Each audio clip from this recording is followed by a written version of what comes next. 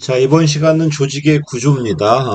구조의 이제 개념이 나올 거고, 구조의 이제 구성 요소가 나와요. 그 다음에 이제 구조의 변수가 나오겠죠.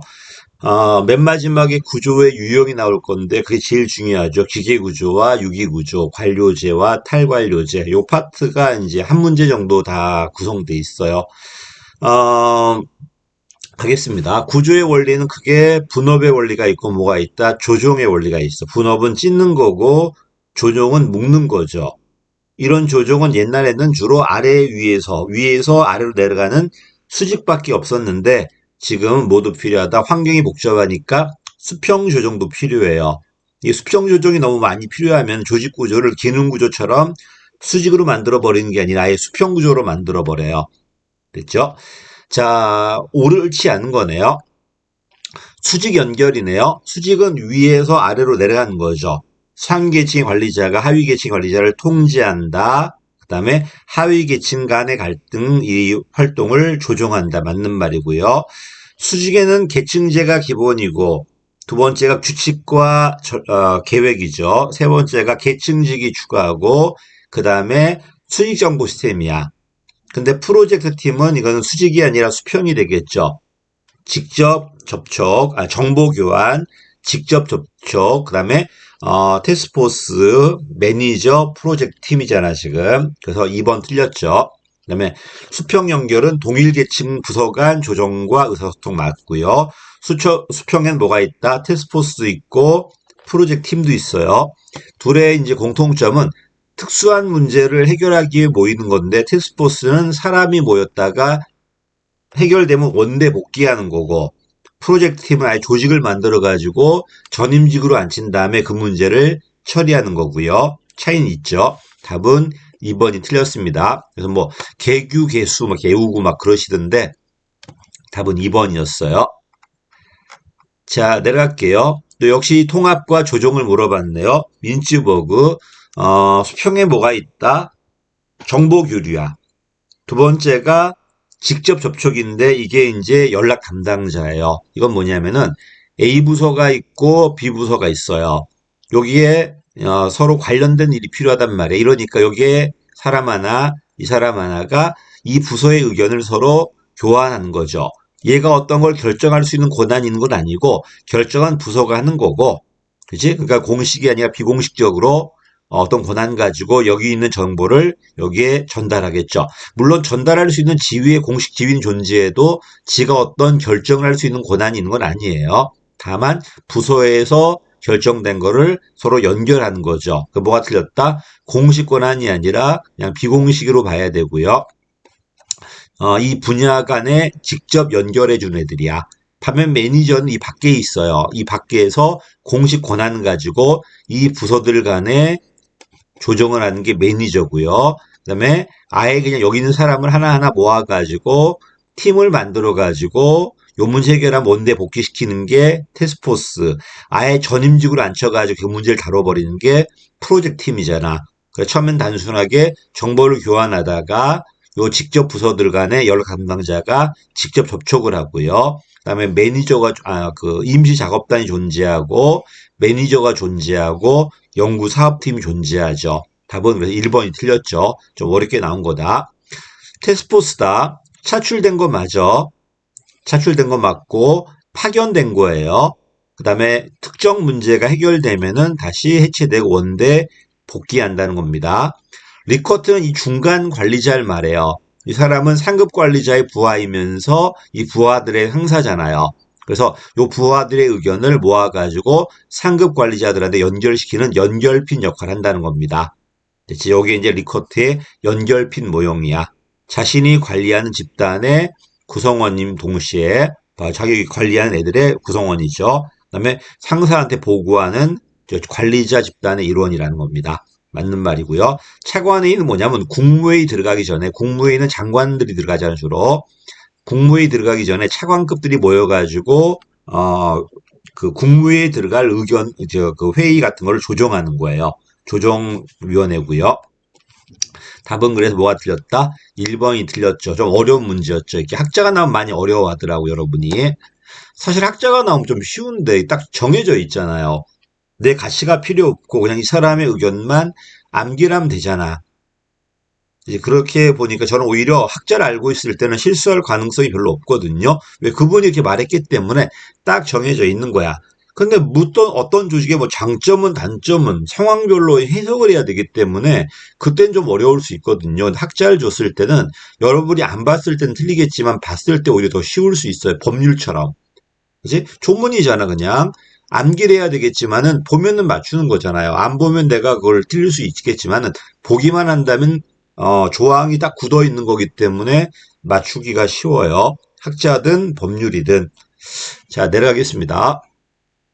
평가 문제가 어렵지, 이렇게 정해져 있는 건 그렇게 어렵진 않을 겁니다.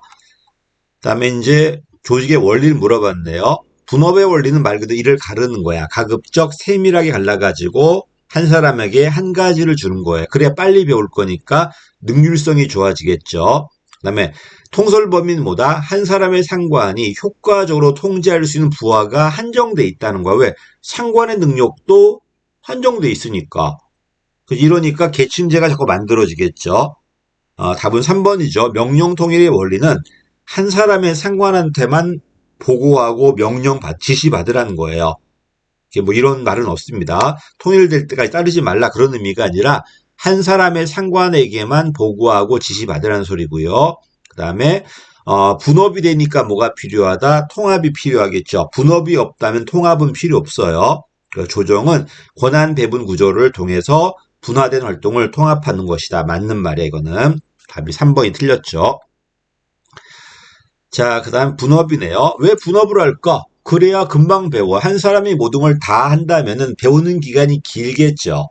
또 규모 경제도 안 나올 거야. 근데 한 가지만 하니까 엄청나게 빨리 배울 거고 빨리 많이 만들겠죠. 그럼 조립하면 되잖아, 지금. 그래서 분업이 심화되면은 작업 시간에 걸리는 그 배우는데 걸린 시간도 단축되고요. 보다시피 분업의 작업 도구라든지 이런 기구도 요 업무에 맞게 개선될 수 있겠죠. 금방 배울 수 있습니다. 근데 문제가 뭐냐면 전체 일을 하는 게 아니라 아주 지엽적인 일을 하잖아. 그러다 보니까 소외됐다는 겁니다. 심리적으로 소외감을 생길 수 있다는 겁니다. 저도 뭐 행정만 하다 보니까 여러분이 뭐 합격했을 때 행정이 크게 기여했는지 안 했는지 내가 알 수가 없겠죠. 내가 근데 국영사를 다 한다면은 뭐 직무 만족도는 높아지겠지만 대신에 이제 속도라든지 이거 느릴 수밖에 없겠죠. 분업 한 가지라는 게 여러 가지를 하다 보니까 근데 한 가지만 하다 보니까 소외될 수 있다는 거야. 또 행정학도 많이 갈라봐봐. 너는 총론만 해라. 너는 강론만 해라. 너는 총론 중에서도 뭐 조직편만 해라. 이래 버린다면 더 소외되겠죠. 빨리 할 수는 있겠지만요. 자, 그다음 4번 틀렸죠. 분업이 돼버리면 이건 안정적일 때 분업이 가능한 거예요. 환경이 불안정할 때는 업무가 명확하지 않기 때문에 분업이 잘 안 된단 말이에요. 그치? 틀렸죠? 그래서 업무가 변동이 심할 때는 분업 자체가 힘들고, 그치? 그다음에 원자재 공급도 당연히 더 불안정합니다. 그치? 불안정할 때는 잘 유지가 안 돼요. 업무가 명확하고 환경이 안정적일 때 일을 갈 수 있는 거죠.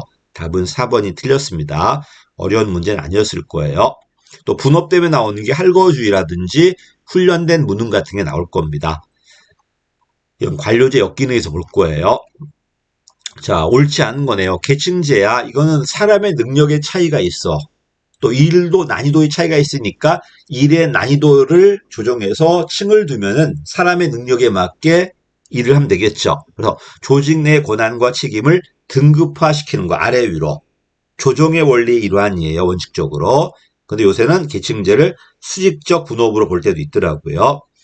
그 다음에 통솔 범위는 한 사람의 상관 또는 감독자가 효과적으로 통솔할 수 있는 부하가 한계가 있다는 건데, 옛날 학자들은 그게 몇 명인가를 수학적으로 계산했어요. 근데 사이몬이 뭐라고 그래요?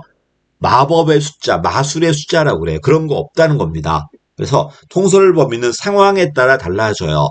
통제하기 쉬워지면 넓어지는 거고 통제하기 어려우면 좁아지는 겁니다. 그래서 문제에서 많이 틀리죠. 문제에서 기계구조, 유기구조로 물어봤을 땐 기계구조가 좁아. 왜? 세밀하게 통제해야 되니까.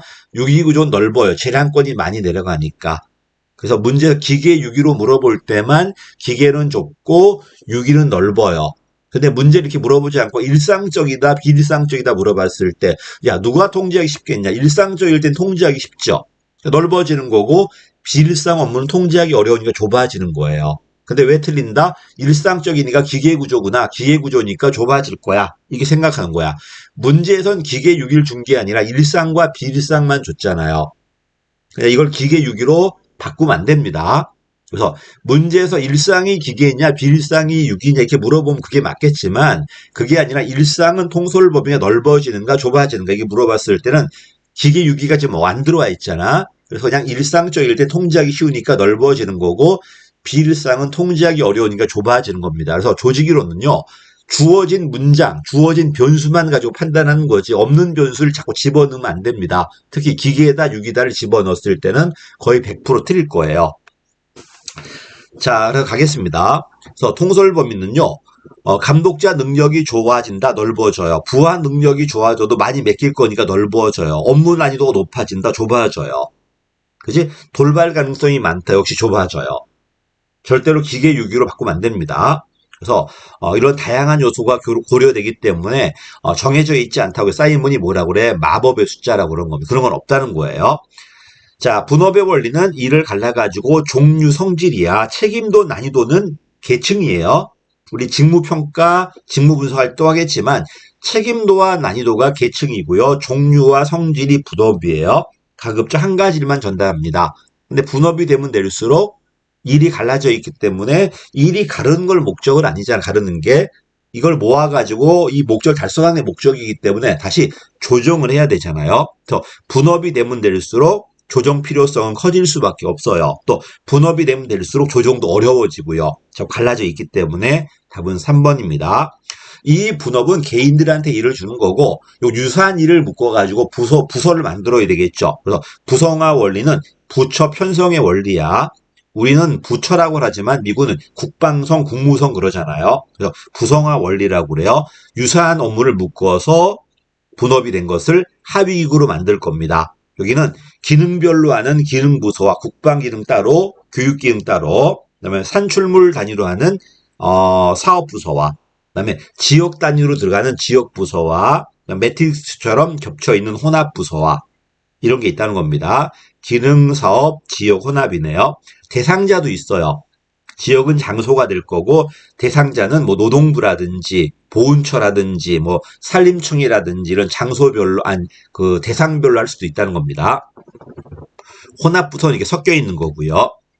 답은 그래서 3번이 틀렸습니다. 분업이 되면 될수록 의사소통이 필요합니다. 근데 분업이 되면 될수록 이게 어려워져요. 자꾸 세밀하게 갈라져 있기 때문에 답은 3번입니다. 자, 계층제네요. 계층제는 아래 위에 책임도의 정도에 따라 다른 거잖아, 지금. 이게 많다는 거는 수익적 분화가 심하다는 거는 고층 구조라는 소리야. 그치? 적다는 거는 저층 구조라는 소리고요. 고층 구조는 세밀하게 통제할 수 있겠죠. 왜? 내 부하 숫자가 많지 않기 때문에 세밀하게 통제할 수 있잖아요. 그러면 저층 구조일 때는 세밀하게 잘 안 되겠죠. 또 대규모일 때는 고층 구조가 될 거고 소규모일 때는 저층 구조가 될 겁니다. 조직 규모가요. 당연하겠지. 10,000명 있는 조직과 10명 있는 조직 누가 더 계층이 많겠냐? 당연히 10,000명이 더 많겠죠. 이거는. 자, 계층제는 어쨌든 조직 내 권한과 책임이다. 분업이 종류와 성질이라면 계층은 권한과 책임이 계층에 따라 달라지게. 왜? 사람의 능력은 차이가 있으니까 하는 일도 달라야 되겠죠. 라는 말이고. 자, 그 다음에 조직에서 지휘, 계층이 만들어진 윗사람이 내려가면서 지휘할 거니까 아래 위에 의사소통이 이루어질 거고요. 또 상위 하달, 맞죠? 아랫사람의 윗사람의 의사가 밑으로 내려갈 거니까요. 상위 하달의 통로가 되는 순기능도 있다는 것. 맞습니다. 자, 엄격한 명령 계통에 따라, 그렇지? 엄격하게 명령 계통을 하려면요. 통솔 범위가 넓은 게 좋아, 작은 게 좋아요. 작을수록 좋아요. 내 부하가 100명일 때와 3명일 때. 당연히 세밀하게 명령 통제할 수 있는 건 3명이겠죠. 100명, 10명 넘어가 버리면 힘들잖아, 지금. 그래서 4번 틀렸죠. 엄격한 명령 계통에 따라 상명하복 관계 유지하기 위해서는 좁게 설정해 주는 게 훨씬 낫다는 겁니다. 그래 면밀하게 감시하고 통지하고 보고받을 수 있을 거니까요. 답은 4번이 틀렸죠. 그 다음에 부처 편성의 기준 아까 설명드렸죠. 기능부서가 원칙이고 사업부서가 있고요. 혼합도 있어요. 그치? 이거는 현대 방식이고 옛날에 그 균릭은 어떻게 했다는 거야? 기능부서와 기능으로 한 방법, 과정이나 절차로 한 방법, 대상자나 사람으로 그 물건으로 한 방법, 지역으로 한 게 있어요. 그래서 목과 대지라고 그래요. 목표 기능별, 과정 절차별, 대상별, 지역별 해가지고 이거는 균리기 한 거고 아까 우리가 봤던 건 현대의 방식이지. 이제 기능부서와 사업부서와 혼합부서와 이렇게 하는 거는요. 내려갈게요. 문제가 없어 이거는. 직무 설계는 두 가지가 있죠. 크게 기계구조와 유기구조가 있다는 겁니다. 기계구조를 우리 뭐라고 그래? 관료제라고 그러고 유기구조를 탈관료제라고 그래요. 왜 기계구조일까? 일하기 전에 미리 정해져 있는 거야. 미리 네가 할 일이 뭔지, 위치가 어디에 있는지 규정과 절차가 되게 많다는 겁니다. 아주 세밀하게 하나 물건을 왕창 찍어낼 때 주로 사용하는 거니까 환경도 안정적이고 목표도 명확하고 많은 규정과 절차가 있고 개별적으로 해야 될 일이 명확하다는 겁니다. 근데 이게 환경이 복잡해지는 게 이게 안 되니까 유기구조가 만들어져요. 상황에 맞게 자기가 막 적응해 가야 돼. 이러니까 팀 단위로 형성되고 규정과 절차가 없고 개별과업이 아니라 팀과업이고 투인물 절차가 없다 보니까 성과로 책임져야 되겠죠. 됐죠? 자, 어쨌든 유기구조네요. 넓은 직무범위 맞아.